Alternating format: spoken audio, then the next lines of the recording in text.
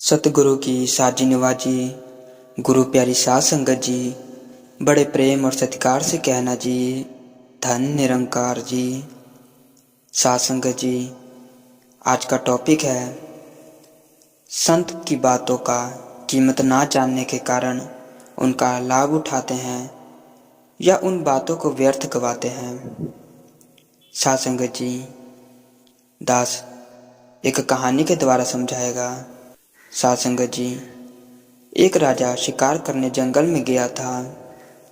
शिकार के पीछे दौड़ते हुए वह बहुत दूर निकल गया। सैनिक तो पीछे ही छूट गए, अंधेरा भी हो गया।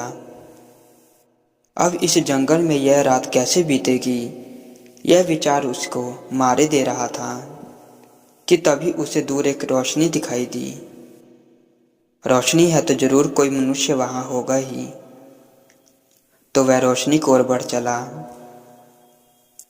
वहां एक टूटी फूटी झोपड़ी में एक गरीब फटेहाल आदमी मिला।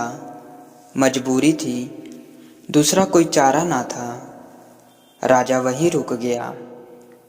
बातचीत हुई, मालूम पड़ा कि वह एक लकड़हारा है और जंगल में लकड़ी काटकर उसका कोयला बनाकर बेचता है। भूख और थकान से बेहाल राजा भूमि पर ही सो गया। सुबह सैनिक आए और राजा को लेकर चले गए।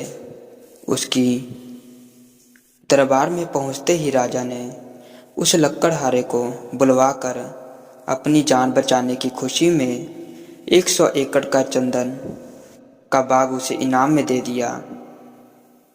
इस घटना के कई वर्षों बाद राजा को उस लकड़हारे की याद आई। मंत्रियों से कहा कि उसे ढूंढो, पता करो कि वह कहाँ है और क्या मौज ले रहा है।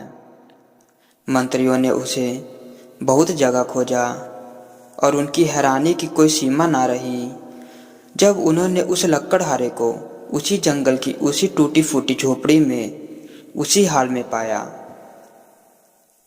उसे राजा के दरबार में पेश किया गया। राजा ने उसकी अवस्था देखकर बड़ी हैरानी से उससे पूछा, भले आदमी, तुझे 100 एकड़ का चंदन का बाग दिया गया था। चंदन की तो एक ही लकड़ी की कीमत बहुत कीमती होती है, तब भी तू वैसे के वैसा ही रहा। आखिर तूने उस बाग का क्या किया? लकड़हारा बोला, महाराज, मैंने उसकी लकड़ी का भी कोयला बनाकर बेच दिया। राजा ने अपना सिर पीट लिया और कहा, मूर्ख, चंदन की लकड़ी का भी कोई कोयला बनाता है। हम भी उसी लकड़हारे जैसा ही मूर्ख हैं। हम वैसा ही करते हैं जैसा जैसा हम अभी तक करते आए हैं।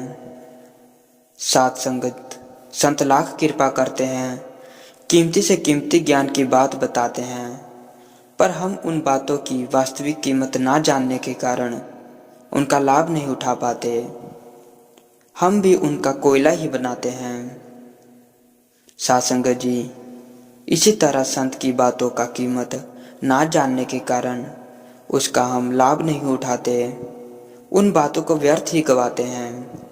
साध संगत जी, संत महापुरुषों के एक एक वचन का लाभ उठाते हैं। वह ऐसा कोई भी कार्य नहीं करते जो संत की बातों का व्यर्थ हो। साध संगत जी, इंसान का फर्ज है कि सब आपस में मिलकर बैठें, एक दूसरे के साथ प्यार मोहब्बत से रहें। साध संगत जी, भगवान ने सभी को इंसान ही बनाकर भेजा है। भगवान ने हमें अलग अलग जाति का मजहब के रूप में नहीं भेजा है।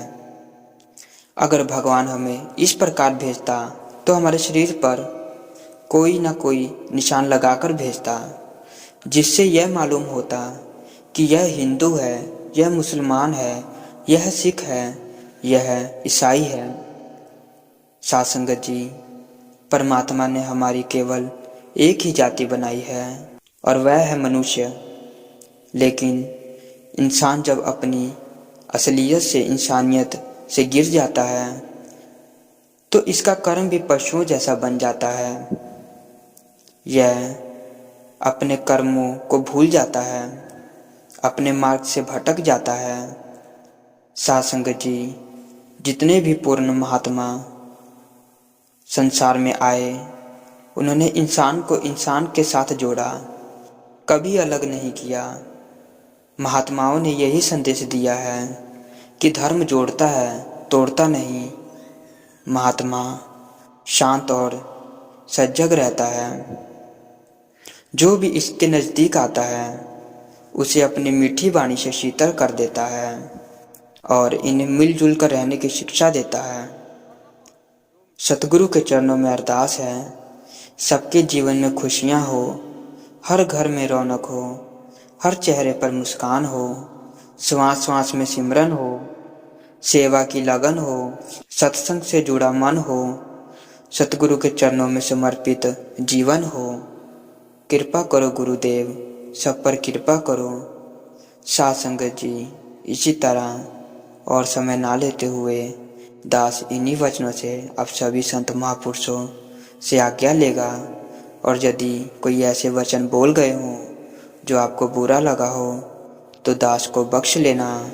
साध संगत जी, दास यही अरदास करता है कि हमें सतगुरु सेवा सिमरन सत्संग से जोड़े रखें और हर सांस लेते समय यह अनुभूति बनी रहे कि निरंकार से हर सांस आ रही है। सांस अंदर और बाहर लेते समय सांसों में ध्यान केंद्रित करें।